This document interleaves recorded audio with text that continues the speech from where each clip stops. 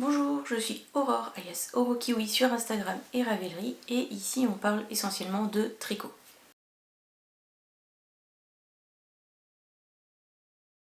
Alors pour commencer, je voulais vous raconter mon lundi de Pâques. Parce que j'ai fait un truc un peu particulier le lundi de Pâques. J'ai fait un atelier pour apprendre à filer au rouet la petite filature bretonne. Donc la petite filature bretonne, c'est une micro-filature qui se trouve à Plouguer-Nével dans les Côtes-d'Armor. Et j'avais croisé Émilie et Nicolas qui ont cette filature au festival de fil et diode. Et je savais qu'ils faisaient des ateliers filage, donc j'avais échangé un petit peu avec eux là-dessus.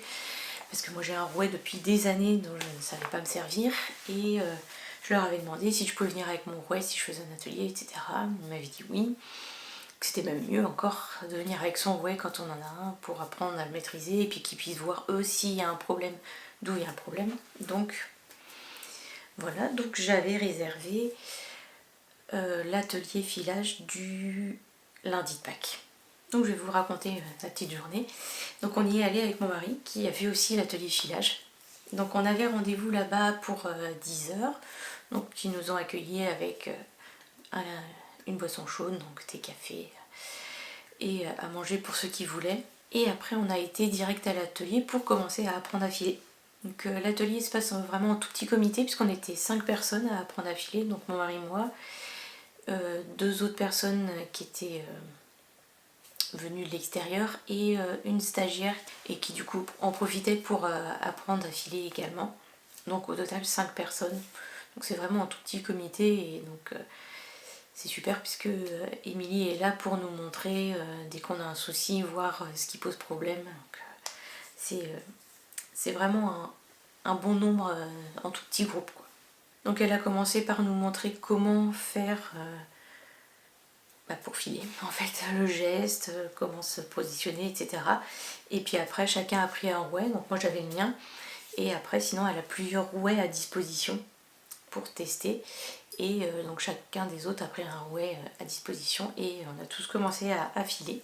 Et on s'en est pas trop mal sorti, hein, puisque donc je sais pas, on a dû commencer peut-être vers 10h30, on a filé jusqu'à midi et on avait chacun déjà bien rempli une petite bobine de fil sur le rouet.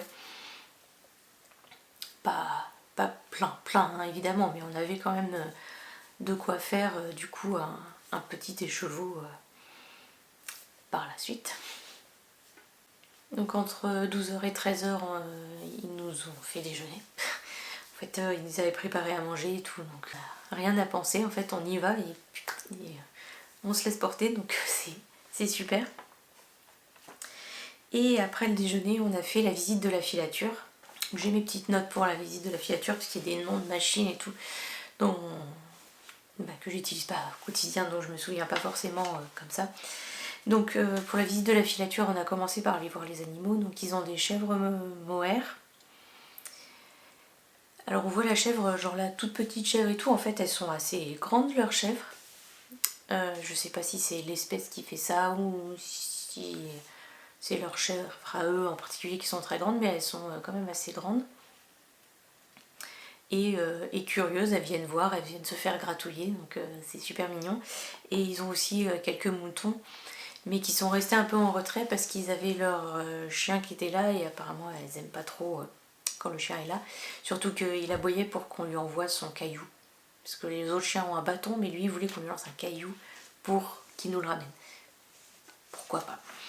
Mais du coup les moutons sont restés un peu en retrait, on les a vus, mais ils sont pas venus jusqu'à nous.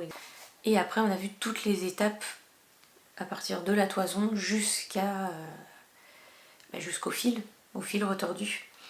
Donc il commence par donc avoir une toison, il trie un peu les choses, parce qu'il y a des parties où ils savent qu'ils pourront pas se servir parce que c'est des endroits où ça frotte, donc ça feutre, ou des endroits qui sont très sales au niveau de l'arrière-train, donc ça ils les mettent de côté. Et après ça passe à la laveuse.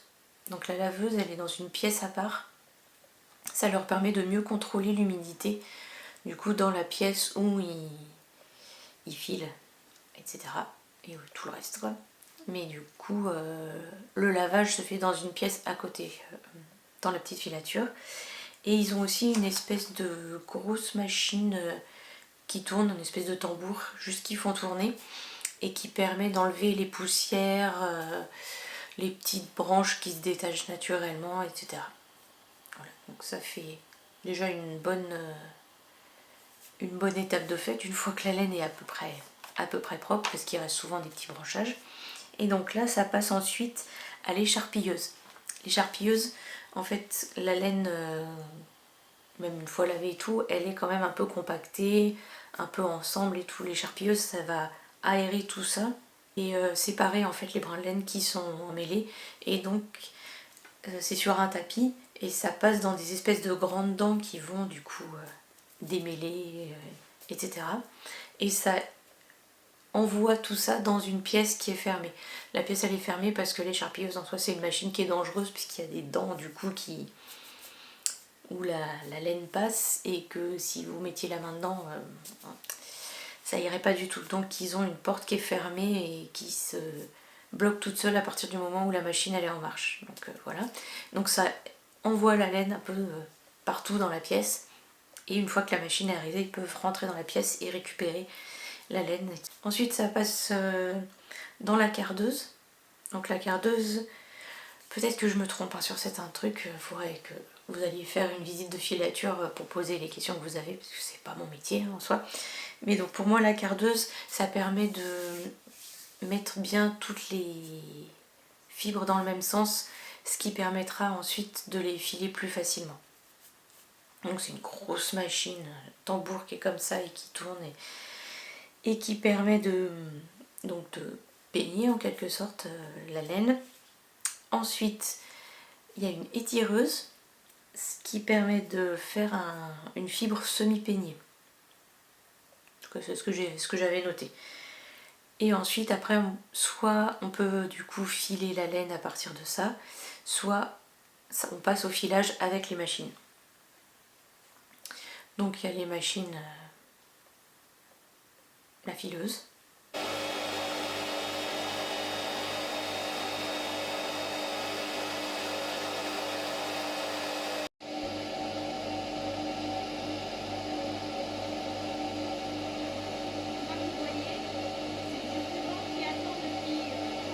Et ensuite, une fois qu'on a un fil tout seul, un fil célibataire, du coup il y a la possibilité de faire un retors pour avoir plusieurs fils ensemble.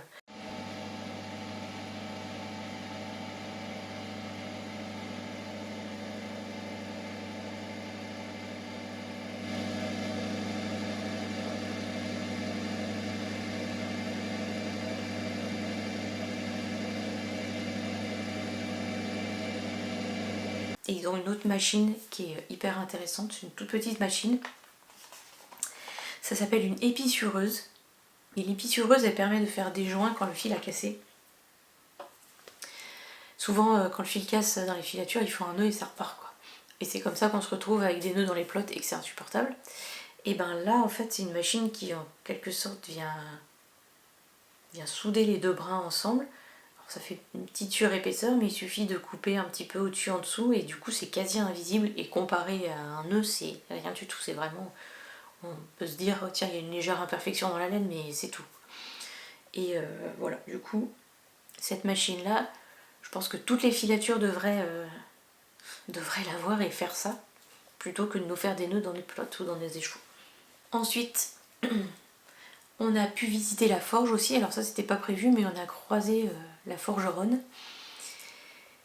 et du coup qui nous a dit oh, bah, si vous êtes intéressés venez voir aussi, donc on dit bah ouais carrément, et du coup elle nous a montré un peu ses outils, ce qu'elle faisait en ce moment et tout, donc hyper intéressant et impressionnant parce que du coup là c'est le travail du métal et pas de la laine, donc rien à voir comme type de matériau. Et enfin on est retourné à l'atelier, donc on avait déjà un fil de filet, on a pris une autre bobine pour filer un autre fil, donc à peu près la même quantité. Et ensuite, une fois qu'on a filé notre deuxième fil, on a retordu ensemble nos deux fils.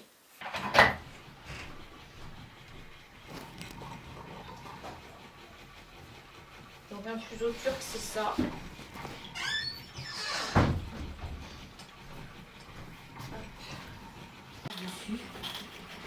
S'il y a des gamins dans le coin, ils sont tous autour à regarder les petites pierres. Ouais, ça brille. Mais ouais, mais c'est chouette aussi quand ça tourne. Ah bah oui, c'est pour ça. Pour obtenir un écheveau avec lequel on est reparti. Donc évidemment on est débutant, donc on fait pas du fil très fin, on fait pas du fil très régulier non plus, mais on a quand même réussi à chacun avoir notre écheveau. Donc ça c'est celui de mon mari, et ça c'est le mien.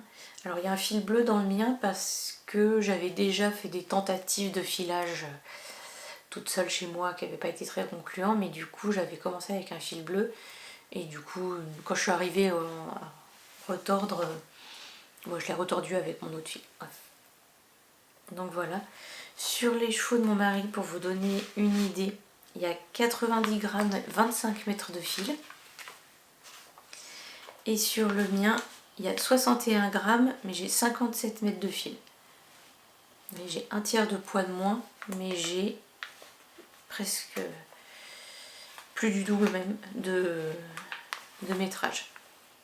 Voilà, moi c'était pas la première fois que je filais, parce que je sais filer au fuseau. Donc il me manquait la technique pour filer au rouet, mais au fuseau j'ai le geste pour étirer la laine, etc. Alors que lui c'était la première fois qu'il filait, il n'avait pas du tout le geste et tout, donc ça explique aussi pourquoi son fil est plus gros que le mien. Voilà. Et donc c'était super.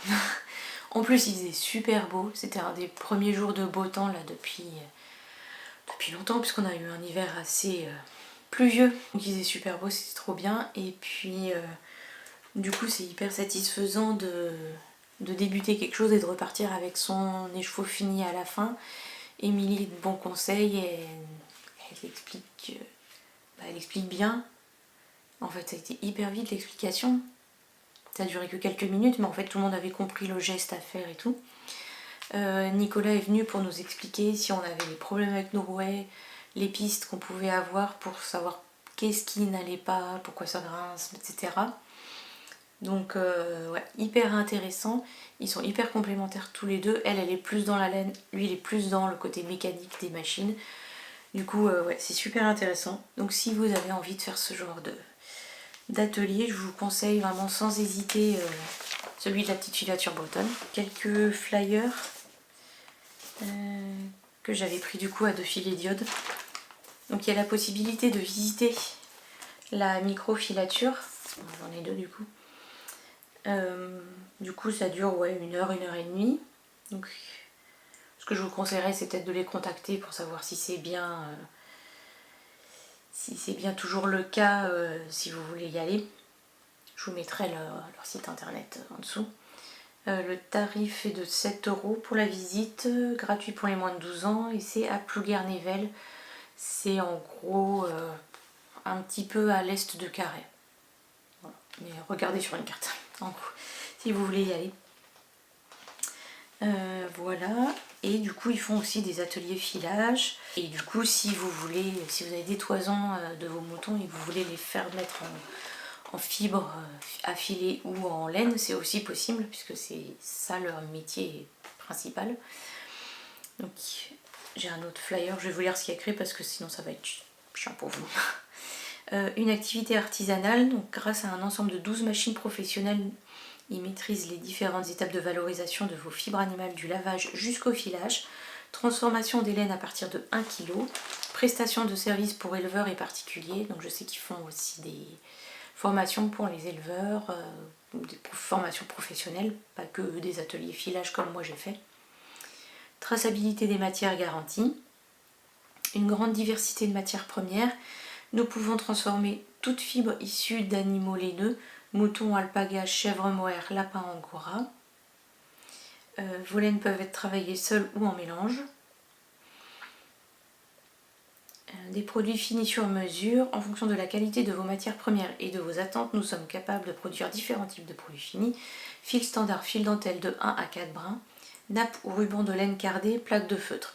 Si vous avez des souhaits particuliers, n'hésitez pas à nous contacter. vous n'avez pas d'animaux laineux, nous proposons également une gamme de laine en écheveau, tarif sur demande. Voilà. De toute façon, je mettrai leur site internet, voilà, toutes les infos dans la barre d'infos, la barre de description. Mais vraiment, si vous êtes en vacances en Bretagne et qu'il y a un atelier au moment où vous venez, ou si vous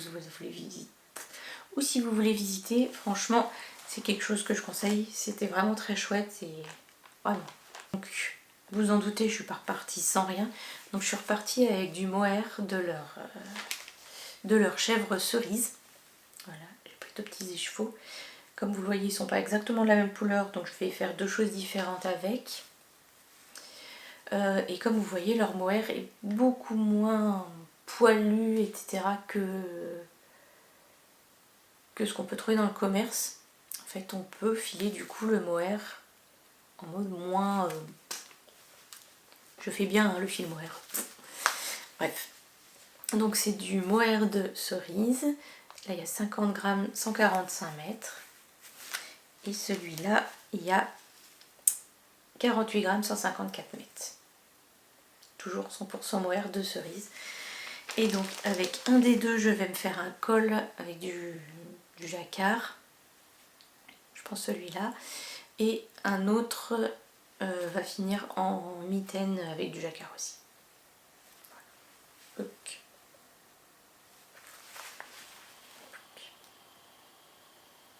Bon, et je sais pas où je les ai mises, mais j'ai aussi acheté de la fibre à filer.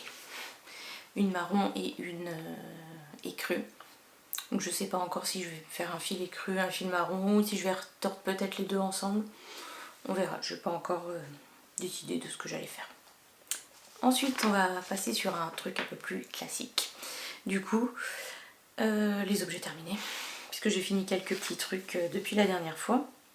Alors, vous vous souvenez du col, du châle mouche de Isabelle Kramer où je m'arrachais les cheveux. Bon, ben c'est bon, j'ai décidé, juste après avoir fait la vidéo, en fait j'ai continué à le tricoter. Je me suis rendu compte que je m'étais trompée dans la grille, ça m'a saoulée. J'étais arrivée à une hauteur à peu près de col en fait, et du coup j'ai rabattu les mailles. Enfin, j'ai fait une espèce de petite bordure. J'ai rabattu les mailles. Quoique, est-ce que j'ai fait une bordure? Oui. J'ai rabattu les mailles. Et du coup, j'ai fait une petite couture à l'arrière. Et voilà, ça fait une espèce de... Selon comment je le positionne, de petits trucs comme ça. Comme ça. Bref. Voilà, j'avais pas envie de défaire parce que je me suis dit si j'essaye de défaire de toute façon tout va casser et c'est pas la peine. Et du coup vraiment ça me saoulait trop. Et voilà. Donc voilà, c'est la Wool Dreamers Mancello Piece coloris Pardo. Et donc pour ce col, il y a 46 grammes 106 mètres. Et je ne retricoterai jamais ce fil qui est une horreur. Voilà, donc je me suis arrêtée après la deuxième répétition du premier diagramme. Si jamais ça peut vous aider. Mais en tout cas, si vous voulez faire ce col, je vous conseillerais de prendre un autre fil parce que vraiment...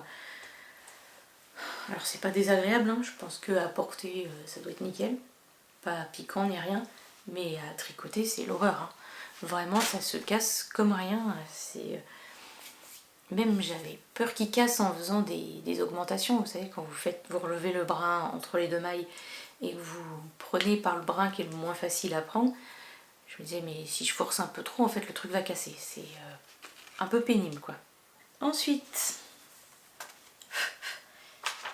j'ai terminé une paire de petites chaussettes pour un bébé. Donc, si vous me suivez depuis un moment, vous avez déjà vu ces petites chaussettes là, c'est les Perfect Newborn Socks de Tabitha Gandhi. C'est la 5e fois que je les fais, mais c'est la première fois que je fais les torsades. Je vais montrer un peu plus près.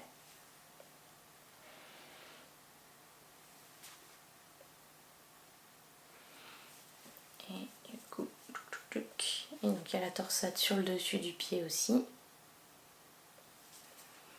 Mais sous le pied, c'est du jersey tout simple. Voilà.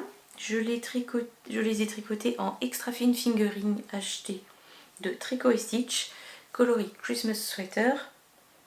Et j'ai utilisé 12 grammes de fil. Le Christmas Sweater, c'est le fil que j'utilise pour la couleur principale dans mon broadleaf, la couleur des manches. Pour mon broadleaf, j'ai doublé avec du mohair, donc ça fait pas le même rendu.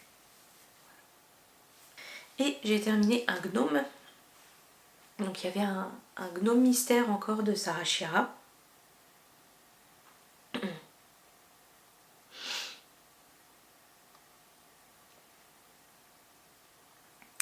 Donc il s'agit du Berry Cozy Gnome. Plutôt Berry Cozy Gnome, puisqu'on ne dit pas le G en anglais. Je l'ai tricoté en 10 caisses cette fois, parce que j'avais pas envie de fouiller dans ma fingering. Et elle dit toujours qu'on peut le faire en 10 caisses aussi. Et j'utilise pas trop mes fils d'Ikea, mes restes, donc je me suis dit tiens, c'est l'occasion, j'ai trouvé un combo et voilà. Donc mon combo, cette laine là, c'est de la Silky 50-50 de Vulcan Yarn coloris Glow, j'ai utilisé 51 mètres. Et les deux autres laines, c'est la Idéale de Bergère de France, la Écrue, j'ai utilisé 10 mètres et la jaune, j'ai utilisé 35 mètres. Et voilà. Elle proposait aussi de faire une espèce de petite queue et je n'avais pas envie de la faire. Voilà. Donc il a une petite poche comme ça, on peut enlever ses bras, on peut lui remettre une poche kangourou. Hop, et voilà. Voilà, comme toujours avec Sarah Shira, les projets mystères c'est assez sympa parce qu'il n'y a que quelques indices. À part à Noël où elle met plein de trucs, une histoire, des recettes, machin, là, il y avait 5 indices. En 5 indices, c'était fait. Du coup, les indices sont pas très longs parce que ça reste un petit objet quand même. Donc c'est plutôt satisfaisant à faire et rapide et on arrive à tenir le rythme. Et enfin, je vais vous mettre un bout de vidéo que j'ai tourné avant parce que j'ai fait un Pearl Pooch que j'ai envoyé à Mademoiselle Farfalle. Et du coup, elle l'a reçu maintenant, donc je peux vous le montrer. Alors je vous fais un petit bout de vidéo pour vous montrer un objet terminé qui est un cadeau et que je n'ai pas encore envoyé du coup, mais du coup je la mettrai dans une prochaine vidéo quand sa future propriétaire l'aura reçu. Alors il s'agit du modèle Pearl Pooch de Toriu. J'ai fait la taille S parce que je pensais ne pas avoir assez de laine pour faire plus grand, mais en fait je pense que j'aurais pu faire plus grand parce qu'il me reste beaucoup de laine. Donc j'ai utilisé, alors je vous montre déjà, c'est un petit pochon comme ça, il y a une jolie finition pour le dessous, un peu comme sur les gnomes, souvent elle fait faire, pas sur celui-là évidemment.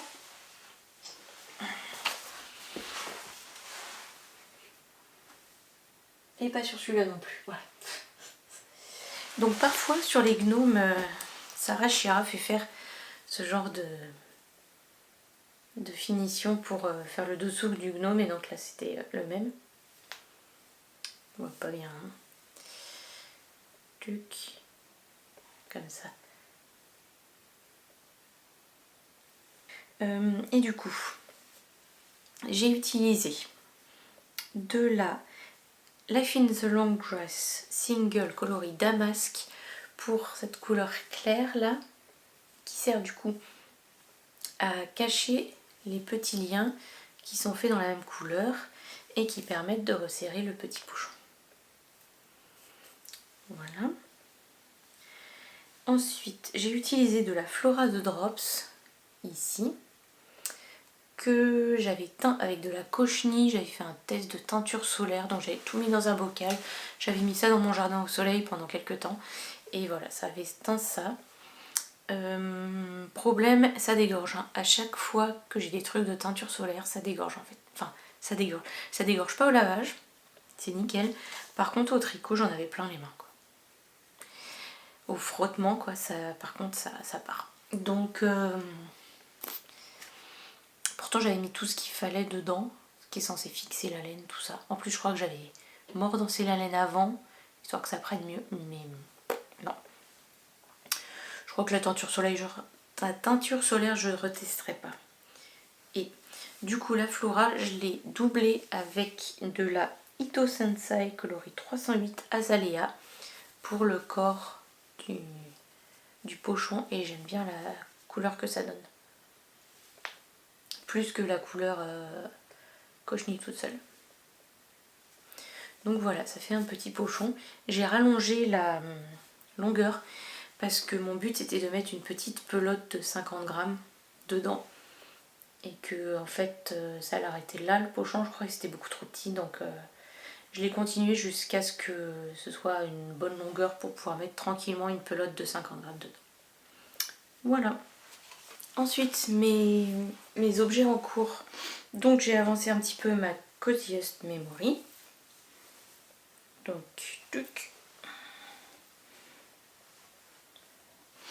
Donc, soit c'est le premier carré que j'ai fait depuis la dernière fois, soit c'est celui que vous avez vu en dernier, je sais plus. Et voilà, j'ai avancé quelques carrés quand même, donc de 4, 5 ou 6. Ça c'est de la roulotte d'Hélène. Ça, je pense que c'est de la teinturerie ou teinture à laine. Je confonds les deux. Je dirais comme ça la teinture à laine. Je vais vous dire tout de suite, j'ai fait mon Rokiti avec. Et de la teinture à laine. De la Merino Single. Ça c'est de la ma petite laine. Elle a arrêté de teindre de la laine depuis. Et ça, je dirais que ça doit être de la Tricot et Stitch. Voilà. J'ai bien avancé mon Stevenson Sweater de Kate Davis en Jamieson & Smith 2-ply Jumper Weight. On voit pas bien pour l'instant, mais concrètement, j'ai fini le corps sous les aisselles. Je pique un peu, hein. J'ai fini le corps sous les aisselles. Je vais vous montrer avec le marqueur. Hop. Donc a priori depuis la dernière fois où j'en étais là, j'ai fait tout ça. Donc encore une fois, j'ai fini le corps sous les aisselles. J'ai ensuite tricoté les quelques rangs de côte qui vont aller là, de chaque côté. Et ensuite après elle nous fait reprendre du coup le dos, une des manches, le devant, l'autre manche et voilà. Et après il n'y a plus qu'à remonter en faisant les diminutions du raglan. Donc je suis là-dedans. Les rangs sont un peu longs pour l'instant, mais du coup ils diminuent régulièrement, donc ça va aller de plus en plus vite. Et du coup j'en suis pas évident de montrer. Voilà. Donc ça devrait aller très vite maintenant. Il suffit que je m'y mette une bonne fois pour toutes et je vais bientôt terminer celui-ci. Ensuite j'ai avancé mes I Heart Socks de Stone Knits en atelier Roselia que j'ai eu dans une box La Bergerie, donc avec ses laines. J'ai fini la première et j'ai pas encore commencé la deuxième. C'était les chaussettes de février, je suis pas du tout dans ce que je m'étais dit que je les ferais au fur et à mesure, tout ça. On est en mai, j'ai fait celle de janvier et la première de février. Tout va bien. Bref, c'est pas très grave, mais bon. Je suis pas sûre du coup de rester sur la box jusqu'à la fin de l'année parce qu'en fait si c'est pour accumuler encore de la laine, moi l'idée c'était de la tricoter au fur et à mesure. Et... bref. Donc c'est des chaussettes avec des petits cœurs. J'ai décidé de changer ma taille d'aiguille entre là et là parce que là ça me semblait un peu serré. Je passe le pied mais un peu difficilement. Du coup... et ben je suis passée de 2,75 à 3 pour faire mon jacquard là. Et ça se passe un peu mieux je pense quand même hein, en 3. Même si ça gondole quand même un peu. Mais bon. Bref. Je crois que je suis un peu stressée du jacquard. Voilà. Sinon, j'ai fait une modification. C'est que sous le pied elle dit de continuer le motif et que... en fait c'est pas un motif très fun à tricoter les petits cœurs je trouve. Je trouve ça assez chiant à faire. Bon du coup, tant qu'à faire. Sur le pied, oui, mais du coup sous le pied on s'en fout, ça se voit pas. Je suis pas sûre que ce soit méga agréable forcément à porter plus que ce que j'ai fait là. Donc j'ai décidé de me faire une maille sur deux, coloris principal, coloris contrastant, et en alternant à chaque rang. Et voilà, ça fait un petit motif sympa je trouve. Le talon est un talon en raccourci. Et voilà. Il me reste plus qu'à attaquer la deuxième que je ferai inversée niveau des couleurs. Donc le clair, le rose blanc, rose clair va devenir ma couleur principale, donc au niveau des côtes et le fond. Et le rose foncé, presque rouge, va devenir les petits cœurs. Voilà. Comme ça je serai sûre que niveau laine j'aurai utilisé la même chose pour les deux chaussettes. À peu près. Voilà.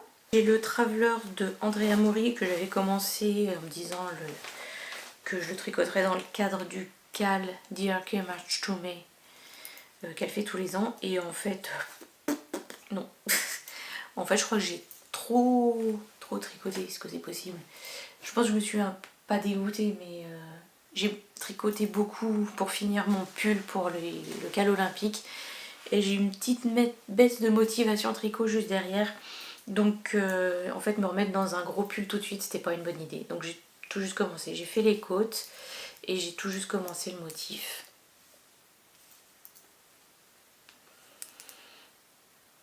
Je sais pas si vous verrez bien la couleur, c'est un vert assez presque fluo qui vient de chez Ophildorus, c'est de la Thèbes bambou. Voilà, et c'est le coloris Osiris que je trouve très chouette. Je l'avais acheté parce qu'au départ je voulais faire ce pull en boréal de Bulbe Bizarre, mais je crois que je vous ai déjà dit, quand j'ai voulu l'acheter, le temps que je regarde sur le site etc, il n'y avait plus ce que je voulais en stock, puisque c'était pas une vente comme elle fait maintenant.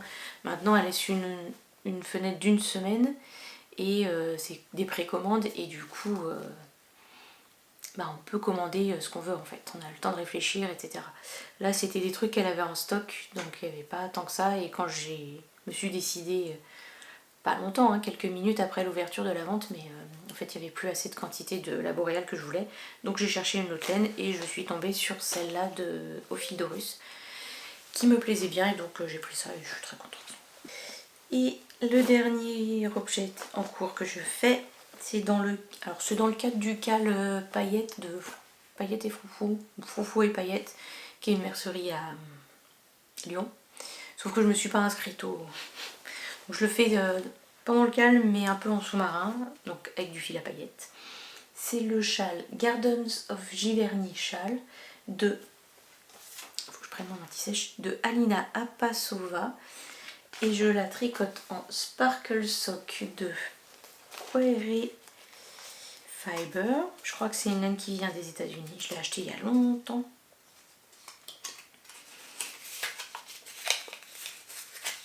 C'est Query Fiber. Sparkle Sock. Je sais même pas si cette personne teint encore de la laine ou... Bref. J'essaierai de regarder sur internet si je trouve quelque chose et je vous mettrai le lien si je trouve. Et donc il y avait deux coloris. Celui-là c'est du bleu. Les deux ont de la Célina dedans. Vous verrez peut-être pas bien à la caméra, mais ça c'est Complimentary Blue. Et ça c'est Vincent and the Doctor. Donc, si vous connaissez Doctor Who, vous voyez l'inspiration. Le tableau du Tardis qui explose, peut-être, ou la nuit étoilée, bref. En tout cas, j'avais bien envie, en fait, à la base, j'avais acheté ces laines pour faire un châle que j'avais vu dans ces laines sur Ravelry, sauf que le châle était chiant dès le début à faire, en fait. Fallait tout le temps couper les fils. Et alors, en vrai, pourquoi vous faites ça, les gens? En fait, on n'a pas envie de rentrer les fils. Donc, et il y aurait eu moyen en fait de le faire sans faire couper à chaque fois. Donc ça m'a saoulée, j'ai même pas eu envie d'adapter le modèle pour éviter de couper les fils, j'ai tout enlevé et voilà, j'ai décidé de faire autre chose. Et là je fais le Gardens of Giverny châle qui ne nécessite pas de couper les fils. Et donc le motif est peut-être moins visible que sur la photo du modèle parce que du coup mes deux couleurs sont très proches. J'ai quelques petits pops de jaune orange mais globalement c'est quasiment comme si je le faisais en une couleur.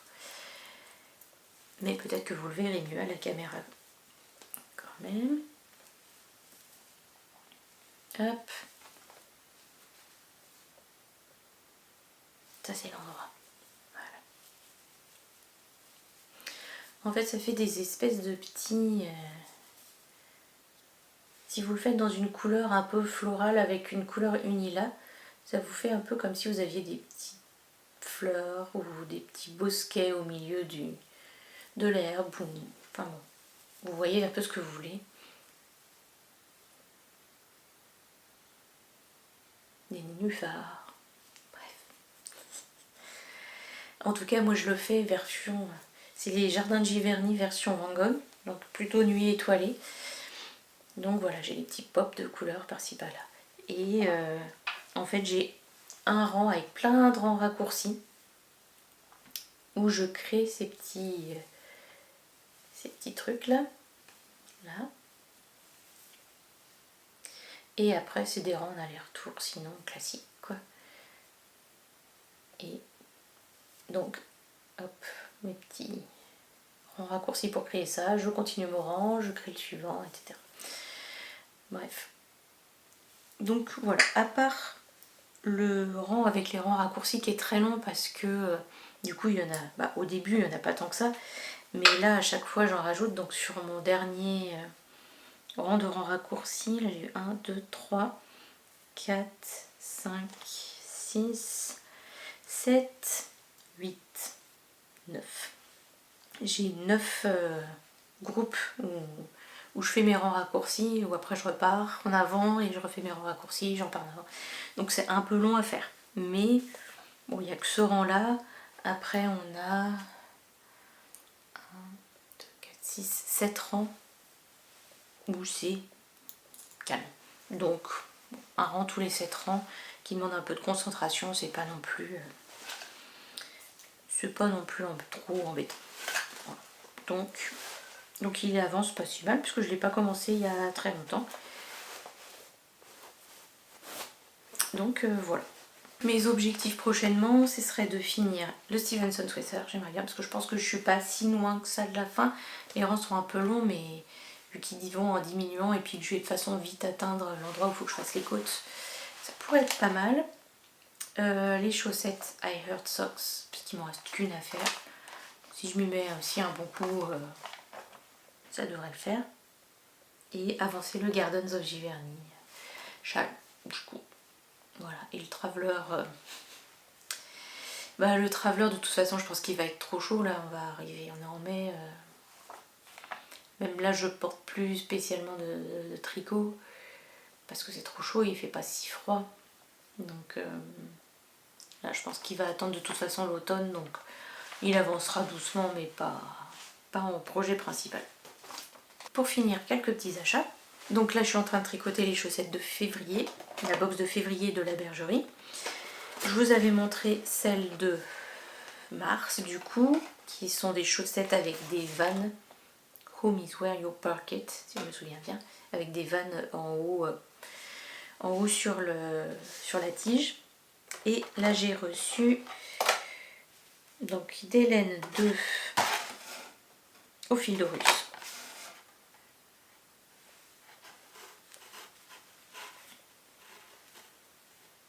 Hop, un kaki et un truc. Ça typiquement pour faire le Gardens of Giverny, ça pourrait être pas mal. Là ça fait la verdure et les fleurs qui sont un peu partout. Ça pourrait faire un combo sympa. Bon là il n'y en a pas assez du coup, mais parce que j'ai de quoi faire une paire de chaussettes. Et donc les chaussettes, cette fois ce sont les Summer Meadows.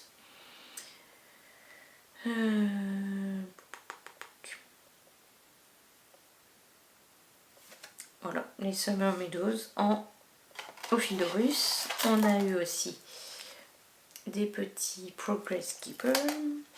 Et il y avait encore un petit gâteau que j'ai donné parce que je peux pas manger. Et je crois qu'il y avait du thé aussi sûrement. sûrement, oui. Puisque c'est un peu toujours le même genre de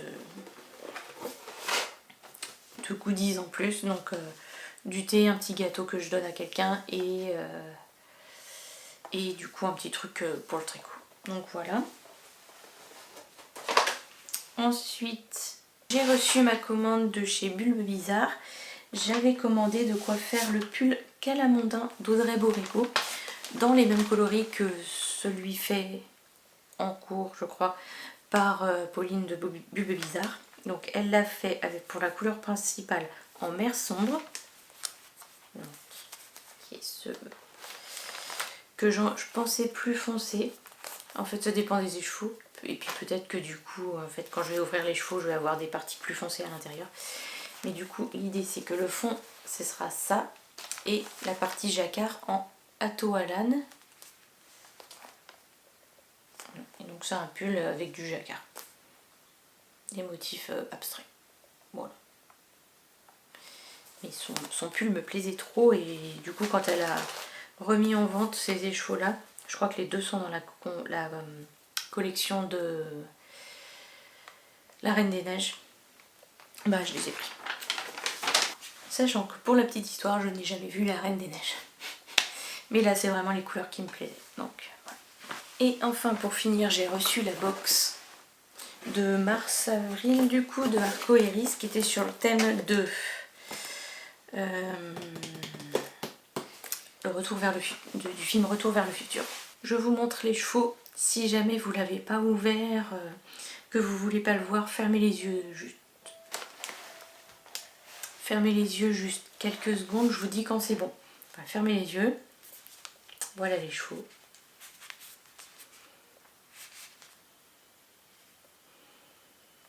Hop, c'est bon, vous pouvez rouvrir. Je vous dis même pas le nom. Comme ça, si vous voulez avoir la surprise, bah, vous aurez même la surprise du nom. En fait, je vais vous montrer le nom. Refermez les yeux.